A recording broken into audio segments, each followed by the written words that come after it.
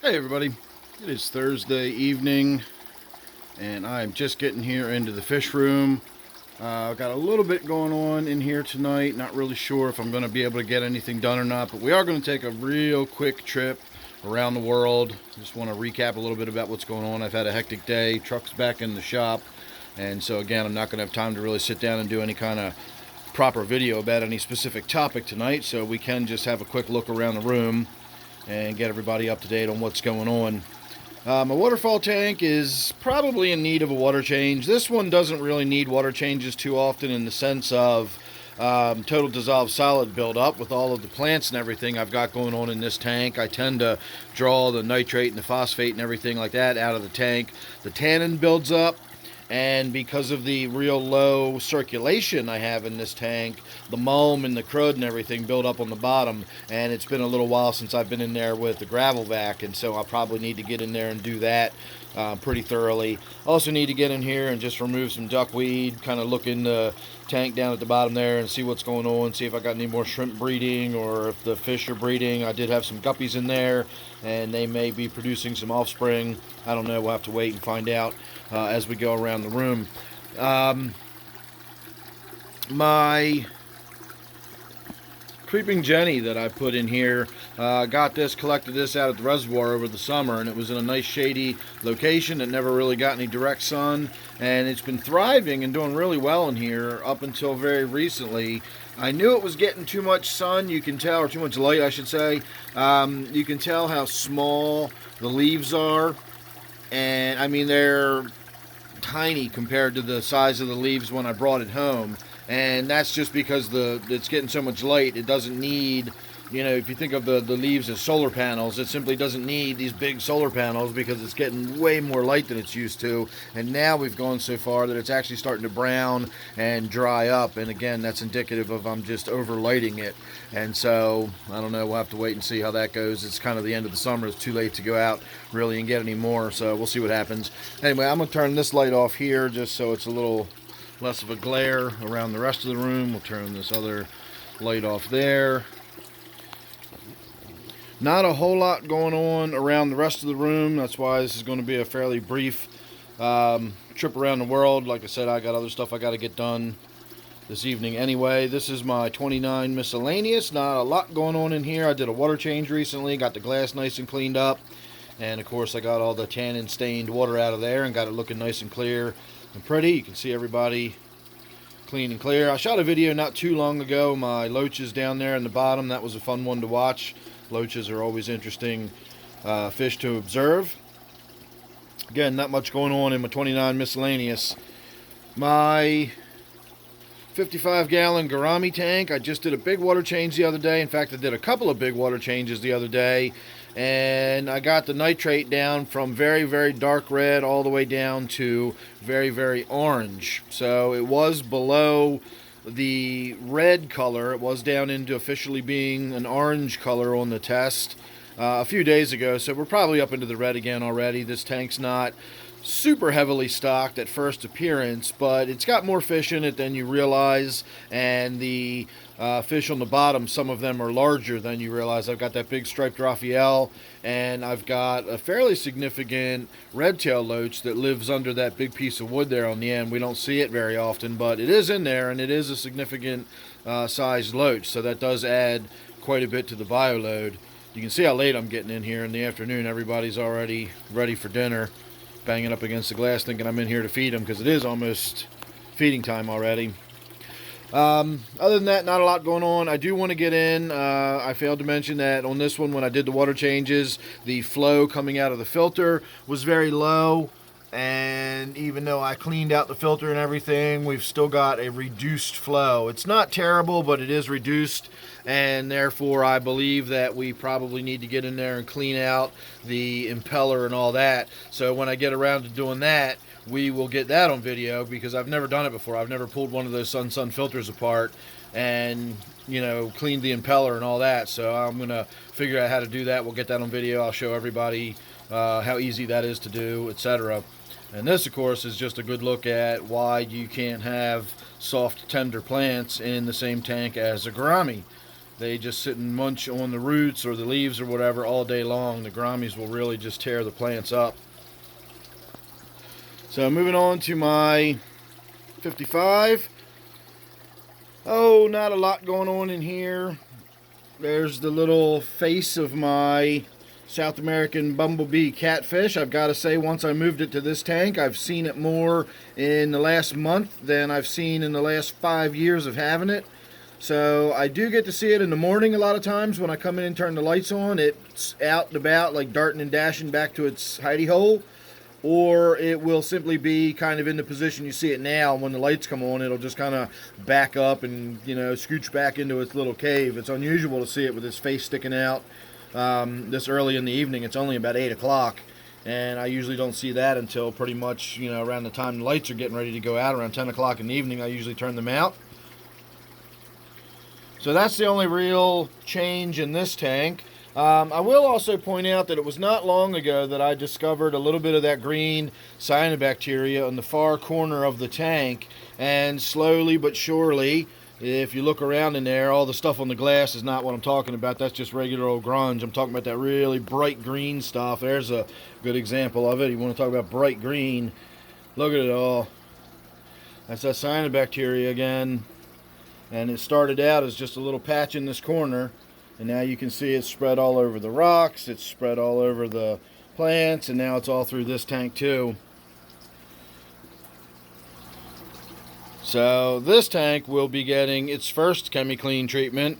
I've never actually had to do a ChemiClean treatment on this tank, and hopefully I can just wipe the stuff out and eradicate it, because I've never had the problem with this green stuff in this tank before. And I will say that every tank that I brought home plants from the reservoir, and I know this is going to be a big shock to everybody, but every tank I brought home plants from the reservoir and put them in here, I wound up getting an outbreak of this green cyanobacteria. And you can see these plants right here are leftovers of the anacris or whatever that stuff was that I brought home. There's a few more pieces of it sticking here and there. It never really took off. You can see a few pieces here that got planted. Again, never really took off, but it did apparently deposit some cyanobacteria in the tank. My 40 breeder, nothing really going on in here. Again, still need to get in and, you know, do the filter. I've been talking about doing that for a while. This is a Sun filter, but it's the small one. Oh, no, it's not. I used to have them, sorry. I used to have the 303B on this tank because it's only a 40 gallon, but I do have a 304B, which is the standard one that pretty much everybody uses, the one that says it's 525 gallons per hour. So that's a pretty versatile filter. I've been talking about that filter a little bit lately because I've done some water changes. We've talked about it, you know, again on my gourami tank.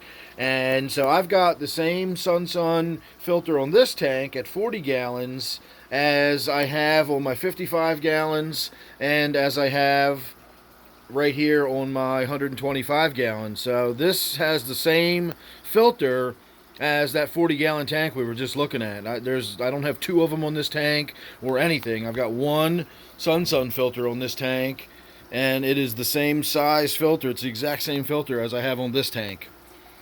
So I don't know what to tell you about that, but again, it seems to be a versatile filter. I've never really had any issues with lack of water flow in any of my tanks. We are still going to try to do the experiment where I check to see how much gallons per hour we're getting out of there. I haven't exactly figured out how we're going to be able to do it, but we'll do it at some point. So we will get a little bit of a look at how many gallons per hour those Sun filters can move when they've got a clogged medium in them, you know, clogged filter medium. And then when we've got pretty much just an open canister, I'm going to take all the trays and everything out of it, and we'll see how fast the water flows through it like that. Probably need to get in here and do something with my water sprite. That's interesting. I've got a little baby water sprite developing all the way out here. You can see the new growth is the broadleaf stuff. I mean, once it grows out of the tank and becomes emergent, it gets this sort of like needly appearance to it. And we're getting a lot of dead stuff happening in here. You can see here, it's probably maybe just getting a little too much light, considering, you know, that's a floodlight right there. That's actually physically warm underneath of it. So we are getting a lot of light on what is otherwise a low light plant. And if you look down into the root system and everything, there's not a lot of babies in the tank anymore. It's just the massive root system and all this gross, nasty mulm. Watch this.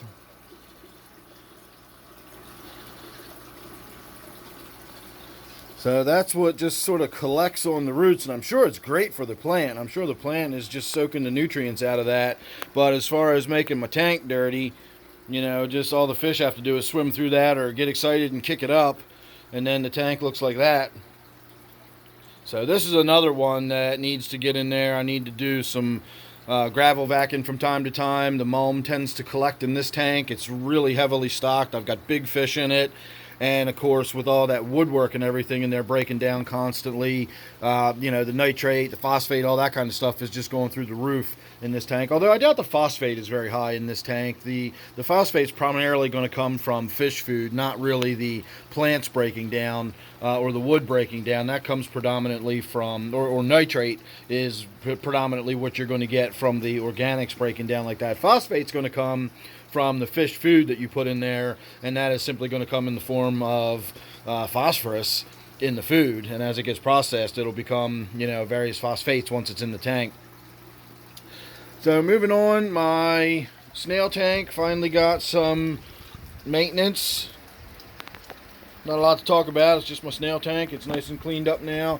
I did not remove all of the Java moss off of the filter, as you can see, so it will be growing back, and it won't be too long before that's all covered in Java moss again. And there was some Java moss in the tank. I don't know if it still is or not. I know that's a little piece of Java fern, but I don't know if there's any Java moss in there or not. So getting over here to my native tank, I have shot a lot of video of this tank here in the very near future. I mean, in the very recent past. It's easy to confuse the very recent past with the very near future sometimes, I think. But I've not gotten any really good footage. I've set my GoPro camera in there for hours at a time, and I've let the battery run down, and I get a lot of fish swimming around, but I'm not getting any crayfish activity. So I did stand here for a while with my camera, and I shot a bunch of footage through the glass, and I'm going to probably put that together into some kind of video. So we will have a little bit of video, maybe some commentary over top of it, of watching a few crayfish crawl around the tank and that sort of thing. I'm really surprised at how subdued the activity is in this tank right now. Normally when I walk over here, especially again this time of the evening, the fish go nuts thinking food's coming into the tank. So you can see a bunch of them back there kind of laying low. And these are Gambusia holbrooki. So these are eastern Gambusia, and I've gotten a few close-up videos when going through all my footage of them swimming in front of my GoPro camera, you know, when it's in the tank, and they're surprisingly more colorful than you would realize at first glance. They've got a lot of little shimmery sheens of blues and greens in their gill flaps and whatnot, so they're actually a pretty little fish once you see them up close and really get to see the light shining on them and everything. So maybe I'll try to get a little bit of footage of them as well. As far as the crayfish go, I've got one that sloughed or molted a few days ago, and I found, well, yesterday in fact, or the day before yesterday during the night, I came in first thing in the morning and found its sloughed shell, and it was still a very fresh sloughed shell, so it's only been about 36 hours maybe, and I don't know whether or not it has become a hard shell or not. I don't think this is the one that sloughed, because the shell that I found was about the size of that crayfish right there already. And when they slough, it is because, or molt if you prefer, it is because they're growing and they, you know, their shell doesn't grow. So as they grow, they eventually have to slough that shell off, and once their shell's off, they grow, and then the shell hardens again as they grow. And it's really surprising in how much they grow between shells. I was shocked the first time I saw it. It's almost like they double in size, and then their shell hardens up all of a sudden. And so if the shell that I found in there was already the size of that crayfish, then I really don't think that's the one that sloughed. I think whichever one sloughed would have gotten larger and then gotten, you know, its nice hard firm shell. So this one here is probably the one that sloughed, and that, I believe, is the largest one in the tank. I found two larger ones, medium-sized ones. These actually get pretty big. These get about 5 inches long without the claws when they're full grown. So we've got a long way to go. These will be considerably bigger, more than twice their size now. When they're full grown. That's why I say by the end of, when one of these is full grown, we're probably going to be down to one of them in the tank. I don't think they're going to be real happy with multiple specimens in the tank, especially, as I said, when they get full grown, they get significant, and that's without the claws. Their bodies get about 5 inches. So we've got some growing left to do. But I've had 3 molts now. I found 3 slough shells in there since I've put them in there. So everybody's healthy and doing well. I've had no issues with the slough, so the lack of calcium in my water doesn't seem to be an issue.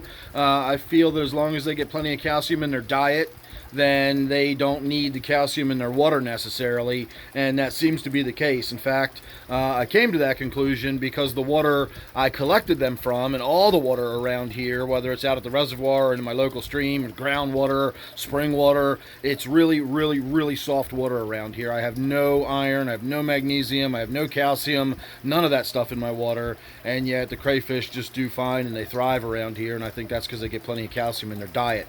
So far so good. Everything looks looking good in that tank.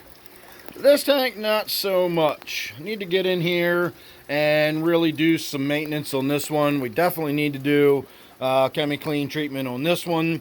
You can see how much stuff I'm starting to get developing, growing everywhere. And I noticed this evening that the flow in the tank was really, really subdued, and it still is. You can barely see any of the plants moving around. You can see a little bit of water flow in there, but that is not much compared to what this tank normally has. It usually has a pretty decent amount of flow. So I pulled the filter intake off. That was really clogged up, and I got a bunch of the stuff out of there. That helped me a lot. We got plenty of flow back after that. But that is still much less than it really should be at full crank. So this is another filter that I'm going to have to get in and at least do a filter change. And it's probably about time to get in there and see if I can't get that impeller and everything all cleaned up too. So that might be another video we'll have coming up here in the near future where we get in there and we clean that filter out. I don't know if you can see my Tenopoma hiding in there or not. You can see there's a little bit of his fin right there. Kind of gives him away. But he's hiding right in there. It's amazing how a big fish like that can just vanish into this tank. But he does it all the time.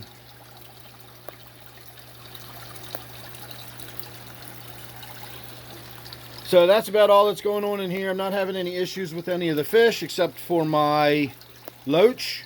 We already lost the medium-sized loach. I started with 3 a while ago. We lost the one due to the skinny disease. Excuse me. We eventually lost the medium-sized one to the skinny disease, and now what used to be the largest loach in the tank has started getting skinny and is exhibiting the same kind of lethargic behavior. And so I don't know what to do. I don't know what to do about it. I've tried every different medication that's recommended. I've been through this before. I'm not going to have a big video about the skinny loach thing again, but I'm just kind of assuming that we're just going to watch that other loach wither away until it's gone too. I don't know what else to tell you about it. But we do have the issue with the skinny loach going on in there. But that's got nothing to do with the crud growing in the tank and the algae and stuff like that. This is just that stupid green cyanobacteria stuff again. And it's just, got to get in there and stay on top of it once more. This, I tend to believe, is probably exploding the way it is because of lack of water flow. I know that reduced water flow will definitely increase the amount of cyanobacteria you have growing, and with the slow filter flow, and we've probably got, get in there, maybe get my power head cleaned up a little bit, and we'll get some flow moving through this tank again, and I think that'll greatly help with all that cyanobacteria starting to develop.